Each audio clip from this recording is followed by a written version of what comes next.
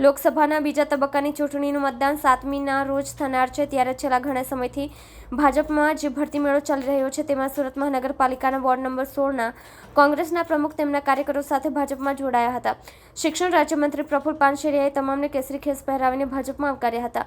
તેમણે કહ્યું કે મોદી સાહેબની વિકાસની વિચારધારાથી આકર્ષિત થઈને કેસરિયા કર્યા છે. સુરતના રાજકારણમાં ગરમાવો આવી ગયો છે. વોર્ડ નંબર 3, 4 અને 16ના કોંગ્રેસ પ્રમુખ અને કાર્યકર્તાઓ ભાજપમાં જોડાયા છે. આ સાથે આમ આદમી પાર્ટીના કાર્યકરો પણ ભાજપમાં જોડાયા છે. અંદાજે 100 જેટલા કાર્યકર્તાઓએ કોંગ્રેસના વિવિધ પદેથી રાજીનામું આપી ભાજપમાં જોડાયા હતા. તમામને શિક્ષણ મંત્રી પ્રફુલ પાનસેરિયાના હસ્તે કેસરીયો ખેસ ધારણ કરાવ્યો હતો. ભાજપમાં જોડાનારા કાર્યકરોએ કહ્યું કે મોદી સાહેબની વિચારધારાને જોઈ ભાજપમાં જોડાયા છીએ. દેશ જે રીતે પ્રગતિ કરી રહ્યો છે, ત્યારે વિકાસની આ નવી રાજનીતિમાં સામેલ થવા માટે અમે આગળ આવ્યા છીએ.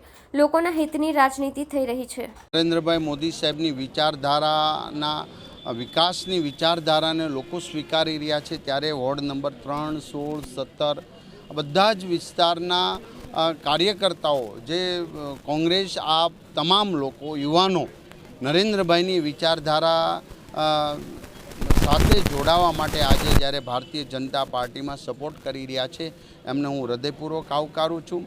દેશ નવી દિશા તરફ જઈ રહ્યો છે, રાષ્ટ્ર મજબૂત બની રહ્યું છે અને 2047નું ભારત એક સમૃદ્ધ ભારત બની રહ્યું છે. ત્યારે તમામ લોકો જ્યારે ભારતીય જનતા પાર્ટી અને નરેન્દ્રભાઈને સહયોગ આપી રહ્યા છે, ત્યારે પૂરું ભારત નરેન્દ્રભાઈ મોદી સાહેબનો પરિવાર બની રહ્યો છે.